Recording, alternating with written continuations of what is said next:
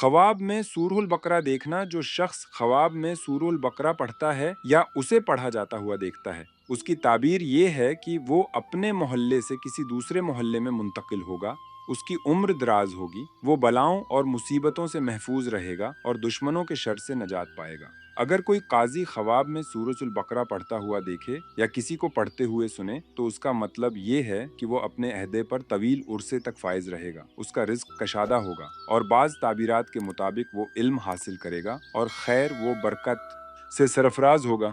हज़रत आयशा रज़ी अल्लाह अन्हा के मुताबिक जो शख्स ख्वाब में सूरहुल बकरा पढ़ता है या उसे पढ़ा जाता हुआ देखता है, वो एक जगह से दूसरी जगह मुंतकिल होगा और उसका नसीब इसी जगह होगा जहां वो जाएगा। इब्न सेरीन फरमाते हैं, उसकी उम्र दराज होगी और वो मुसीबतों पर सब्र करेगा। करमानी फरमाते हैं, दुश्मन उसे नुकसान नहीं पहुंचा सकेगा, उसके मामलात दरस्त रहेंगे और वो विरासत हासिल करेगा।